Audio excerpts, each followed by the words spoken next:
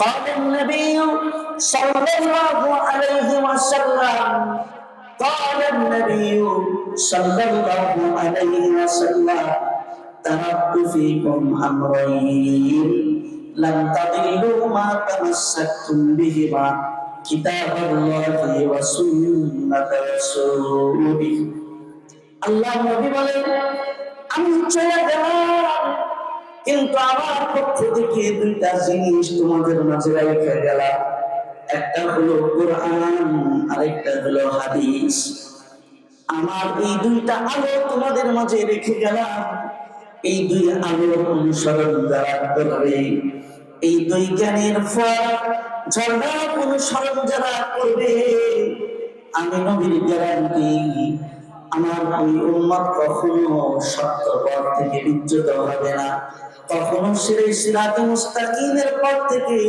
দূরে সরে যাবে না, জান্নাতের পথ থেকে কখনো সে লড়বে না, কখনো সে ঈমান হারাবে না, কখনো সে নাস্তিক হবে না, বিদআতি হবে না, কখনো বেঈমানরা তার ঈমানকে বরবাদ করতে পারবে না। বরং আমি নবী গ্যারান্টি দিয়া গেলাম এই ইলমের দুই আলোর অনুসরণ যারা কিয়ামত পর্যন্ত করবে তারা এই আলোর পথে চলতে চলতে সোজা আল্লাহর জান্নাতে চলে যাবে।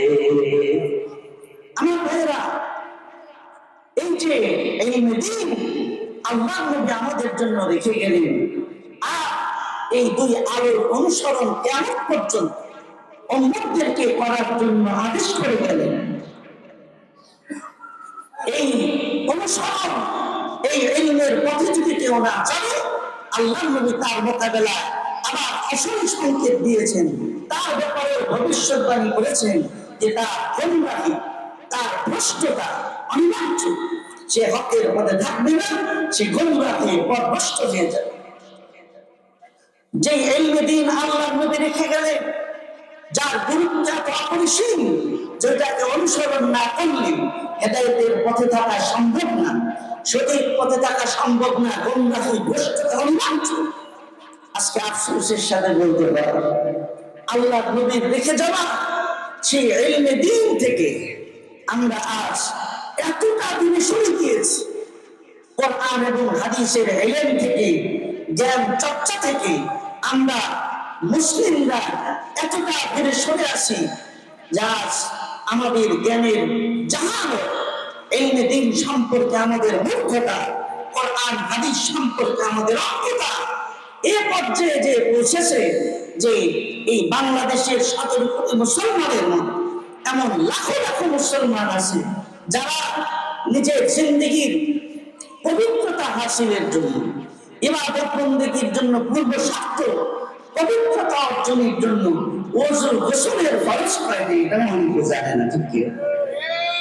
এমন লাখো মুসলমান আছে তারা বলতে পারে না যে ওযুর ফরজ কয়টা, গোসলের ফরজ কয়টা।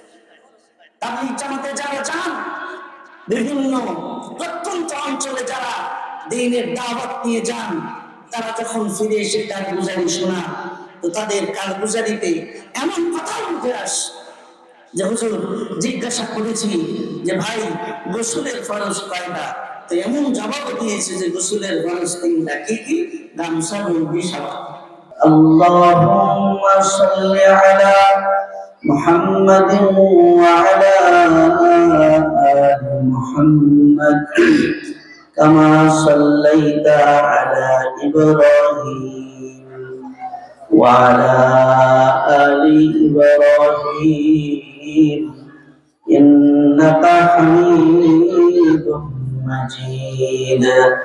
আল্লাহুম্মা বারিক আলা মুহাম্মাদিন ওয়া আলা আলি মুহাম্মাদ কামা বারাকতা আলা ইব্রাহিম ওয়া আলা আলি ইব্রাহিম ইন্নাকা হামিদুম মাজিদ। বালাগাল উলা বিকামালিহি কাশাফাত তুজা বিজামালিহি হাসুনাত জামিউ খিসালিহি সাল্লু আলাইহি ওয়া रहे मेरे मस्कन हवाली काबा बने मेरे मदफन दियारे मदीना जरे बला बला بكماله كشف الدجى بجماله حسنت جميع خصاله صلوا عليه وآله إلهي بلال خبيب ديار مدينة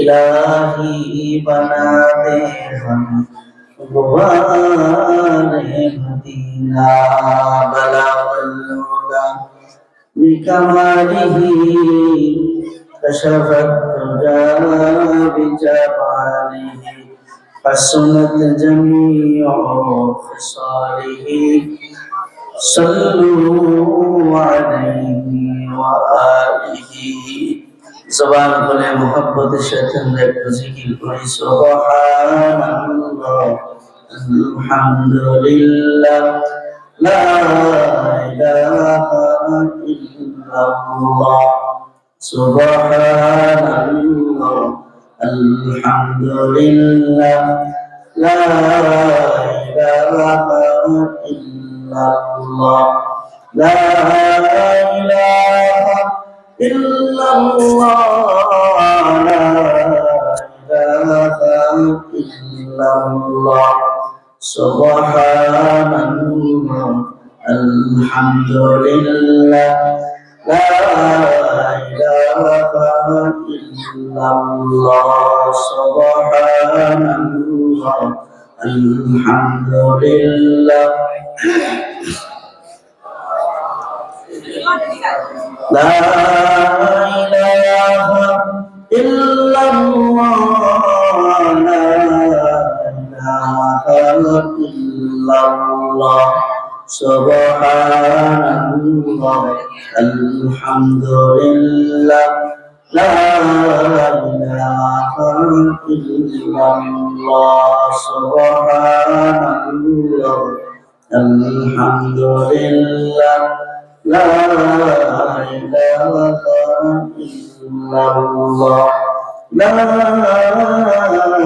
إله إلا الله محمد رسول الله صلى الله عليه وسلم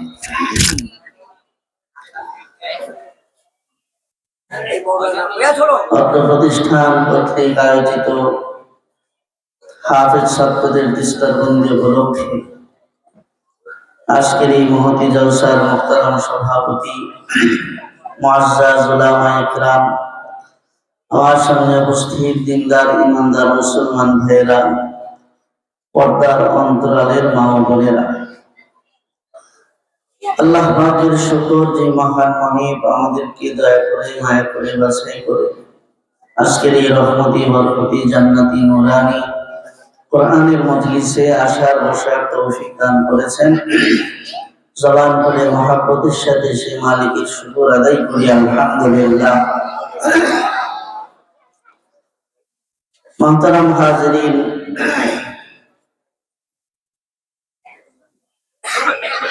ফিতনার এই জামানায়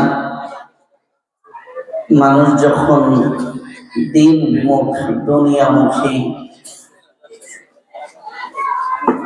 এমন একটি ফিতনার যুগে আল্লাহ পাক আমাদেরকে কোরআনের জান্নাতের বাগানে আসবার জন্য তৌফিক দিয়েছেন, কবুল করেছেন। আওয়াজ করে বলেন তো আমরা খুশি না বেজার? তাহলে মহাব্বতের সাথে জবান খুলে আর একবার আল্লাহ পাকের শুকর আদায় করি আলহামদুলিল্লাহ। মুহতারাম হাজিরিন, কোরআনে কারীম থেকে একখানা আয়াত তেলাওয়াত করেছি এবং হাদিস পেশ করেছি। লম্বা সময় ধরে হযরত উলামায়ে কেরাম আপনাদের সামনে মূল্যবান নসিহত পেশ করে আসছিলেন। অনেক লম্বা সময় পর্যন্ত আপনারা আলোচনা শুনেছেন। শেষ পর্যায়ে আমি আপনাদের সামনে বসেছি, কথা লম্বা চড়া নয়, আয়াত এবং হাদিসকে সামনে রেখে অল্প কিছু কথা বলবো। আল্লাহ যেন আমাকে ইখলাসের সাথে বলবার, আমরা যারা বসেছি আমাদেরকে আমলের নিয়তে দিলের কানে কথাগুলো শুনবার তৌফিক দান করেন, বলি আমিন। মুহতারাম হাজরিন, এই পৃথিবীতে আল্লাহ পাক রব্বুল আলামিন যখন থেকে মানুষ সৃষ্টি করেছেন, এই পৃথিবীতে যখন থেকে মানুষের বসবাস শুরু হয়েছে, তখন থেকে এই পৃথিবীতে ইলমে দ্বীনের চর্চাও শুরু হয়েছে। এই পৃথিবীর সর্বপ্রথম মানুষ আমাদের আদি পিতা হযরত আদম আলাইহিস সালাম শিক্ষক হয়ে এই পৃথিবীতে আল্লাহর পক্ষ থেকে এসেছিলেন এবং জাতিকে মূর্খতার অন্ধকার থেকে আলোর দিকে নিয়ে আসবার জন্য এই ইলমে দ্বীনের শিক্ষা তিনি জাতির মাঝে প্রচার করেছেন শিক্ষক হয়ে। সেই ধারাবাহিকতায় সর্বশেষ আমাদের মানবতার নবী মুহাম্মদুর রাসূলুল্লাহ সাল্লাল্লাহু আলাইহি ওয়াসাল্লাম তিনি এই পৃথিবীতে আগমন করেছেন। নবী আলাইহিস সালাম বলেন, বুইস্তু মুআল্লিমা, আমি এই পৃথিবীতে শিক্ষক হয়ে এসেছি। ছোটখাটো শিক্ষা নিয়ে আসি নাই, বরং নবী আলাইহিস সালাম আরেক হাদিসে বলেন, উতিতু ইলমাল আউয়ালিন ওয়াল আখিরিন, সকল নবীদেরকে আল্লাহ পাক যত জ্ঞান দান করেছেন, কিয়ামত পর্যন্ত সব মানুষকে যত জ্ঞান আল্লাহ পাক দান করবেন, আল্লাহ পাক আমাকে সকল জ্ঞান, সকল নবীদের জ্ঞান, সকল মানুষের জ্ঞান আমাকে একা দান করেছেন। সুবহানাল্লাহ। এ কারণে আমাদের নবীর আগমনের মাধ্যমে আল্লাহ পাক নবুয়তের দরজায় তালা লাগিয়ে দিয়েছেন। কিয়ামত পর্যন্ত আর কোন নবী এই পৃথিবীতে আসবার প্রয়োজন নাই। কারণ যে ইলমে দ্বীনের মহাসাগর আল্লাহ নবী এই পৃথিবীতে নিয়ে এসেছিলেন, কিয়ামত পর্যন্ত জাতি আল্লাহ নবীর এই ইলমের মহাসাগর থেকে হেদায়েতের পথ তারা পেতে থাকবে। যত ধরনের সমস্যা কিয়ামত পর্যন্ত এই পৃথিবীতে আসবে, যত সমস্যা এই পৃথিবীতে কিয়ামত পর্যন্ত ঘটবে, সব সমস্যার সমাধান কিয়ামত পর্যন্ত এই জাতি আল্লাহ নবীর সে ইলমের মহাসমুদ্র থেকে তারা ইলমে দ্বীনের আলোকে এই সমস্যার সমাধান দিতে থাকবে।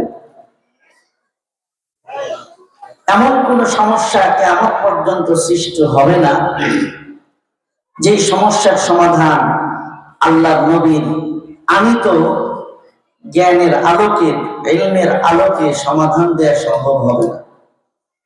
বরং যত সমস্যা ঘটবে, সব সমস্যার সমাধান আল্লাহ নবীর আনিত এই ইলমে দ্বীন থেকে দেয়া সম্ভব হবে। আওয়াজ করে বলেন সুবহানাল্লাহ। আমার ভাইরা, তাই আজ থেকে প্রায় ১,৫০০ বছর গত হয়েছে। আল্লাহ পাক ভালো জানেন কিয়ামত সংগঠিত হতে আরো কতদিন বাকি। কিন্তু এই কথা নির্দ্বিধায় আমরা বলতে পারি যে আমাদের সব সমস্যার সমাধান আল্লাহ নবীর রেখে যাওয়া ইলমে দ্বীন থেকে আমরা খুঁজে নিতে পারব। যেমন আমাদের মাযহাবের ইমাম ইমামে আজম আবু হানিফা রাহমাতুল্লাহি আলাইহি তার জামানার ঘটনা যে এক লোক তার স্ত্রীকে রাগের মাথায় বা কথার কথায় সে বলে ফেলেছে, তুমি যদি চাঁদের চাইতে সুন্দর না হও তাহলে তুমি 3 তালাক। কথাটা যখন সে বলল, এবার চাঁদের দিকে তাকিয়ে লোকটা চিন্তা করে, হায় হায়, কারে কি বললাম, কার সাথে কিসের তুলনা করলাম, কোথায় চাঁদ আর কোথায় আমার কালা রূপ। চাঁদ তো অন্ধকারের অন্ধকার ভেদ করে সে নিজের আলোয় ঝলমল ঝলমল করে, আর আমার বউ এত কালা, অন্ধকারের মধ্যে তারে খুঁজে পাওয়া মুশকিল। তো কোথায় আগরতলা আর কোথায় উগরতলা, কার সাথে কার তুলনা করলাম, তাইলে তো নিশ্চিত আমার বউ গেছে। যখন বউয়ের সাথে তার সম্পর্ক ছাড়াটা মোটামুটি নিশ্চিত, তখন রাস্তার ধারে বসে বসে লোকটা কাঁদে যে বউ তো আর থাকলো না, এখন আমার হবে কি। যে রাস্তায় বসে লোকটা কাঁদে, ওই রাস্তার পাশ দিয়ে ইমামে আজম আবু হানিফা রাহমাতুল্লাহ আলাইহি হেঁটে যান মাদ্রাসায়। ছাত্র মানুষ লোকটাকে রাস্তার পাশে কাঁদতে দেখে পাশে এসে জিজ্ঞাসা করে, চাচা আপনার কি হয়েছে, কাঁদলেন কেন? চাচা একটু রাগের সুরে বলে, আরে আমি কেন কান্দি তো তুমি বুঝবা না, তুমি যাও তোমার কাছে। কে বলেছে আমি বুঝবো না, আমি সব বুঝি। চাচা বলেন দেখি কি সমস্যা। আর বলে, বললাম তো এই সমস্যা তুমি বুঝবা না, তুমি পোলাপান মানুষ, এটা আমার সাংসারিক সমস্যা, আমার পারিবারিক সমস্যা, তুমি তোমার কাছে যাও। ছোট্ট ইমামে আজম নোমান বিন সাবেদ সে বলে, আরে চাচা, পরিবারের যত সমস্যা আছে এগুলো আমি বুঝি, এগুলো আমি সমাধান দিতে পারি। সুবহানাল্লাহ। ছোট্ট ইমামে আজমের উৎপাতে, তার নাসরবান্দা হালতে শেষ পর্যন্ত চাচার মুখ থেকে সমস্যার কথা বের করেই ছাড়ছে। যেমন আমরা ছোটবেলায় বাংলা বইয়ের মধ্যে পড়েছি কবি জসিমউদ্দিনের কবিতা। কবি জসিমউদ্দিন বসে বসে কাঁদে, তার ছোট্ট 5 বছরের নাতি তারা যায় জিজ্ঞেস করে, দাদা কান্দো কেন? দাদা জবাব দিছিল যে তুই বুঝবি না আমি কেন কাঁদি। নাতি বলে যে না, কে বলছে আমি বুঝি না, তুমি বলো কেন কান্দো তুমি। তখন এই নাতির নাসরবান্দা হালতেও কবি জসিমউদ্দিন তখন বলেছিল, আমি যে এখানে বসে বসে কাঁদি, এইখানে তো দাদির কবর ডালিম গাছের তলায় 30 বছর ভিজিয়ে রেখেছি তলে। এইখানে তোর দাদির কবর ডালিম গাছের তলে 30 বছর ভিজিয়ে রেখেছি 2 নয়নের জল। আর আমি 1 দিন 2 দিন কান্দি না, তোর বয়স তো মাত্র 5 বছর, আমি এখানে 30 বছর যাবৎ কাঁদি, কারণ এই জায়গায় ডালিম গাছের তলে আমার ভালোবাসার মানুষ তোর দাদি শুয়ে আছে। তো নাতির উৎপাতে যেমন কবি জসিমউদ্দিন তার কান্নার কারণ বলতে বাধ্য হয়েছিল, ঠিক রাস্তার পাশে বসে কান্না করা ওই চাচা নিয়েও ছোট্ট ইমামে আজমের উৎপাতে তার বিড়াবিড়িতে জবান করে কান্নার কারণ বলতে বাধ্য হল। বলে, আচ্ছা ভাতিজা, তুমি যখন পিড়াপিড়ি করছোই, তাহলে শোনো আমার সমস্যা কি। তোমার চাচিকে আমি কথার কথা বলতে গিয়ে আমি বলেছিলাম যে যদি তোমার চাচি চাঁদের চাইতে সুন্দর না হয় তাহলে সে 3 তালাক। আসলে তোমার চাচির অবস্থা তো হইল সে এত কালার যে অন্ধকার হইলে তারে খুঁজেই পাওয়া যায় না। তুলনা যে করলাম, কোথায় চাঁদের ঝলমলে আলো, কোথায় আমার কালা রূপ। এখন তো আমি বুঝছি যে চাঁদের সাথে আমার বউয়ের কোনো তুলনাই চলে না। অতএব আমি তো নিশ্চিত যে আমার বউ গেছে, তোমার চাচির সাথে আমার বৈবাহিক সম্পর্ক শেষ। তাই তোমার চাচির বিচ্ছেদে বসে বসে কাঁদি, কি করলাম, কি বললাম, কেন এমন করলাম, এই দুঃখে কাঁদি। ছোট্ট নোমান বিন সাবিত ইমাম আজম আবু হানিফা রাহমাতুল্লাহি আলাইহি বলেন, ও চাচা, আপনার চোখের পানি আপনি মুছে ফেলুন।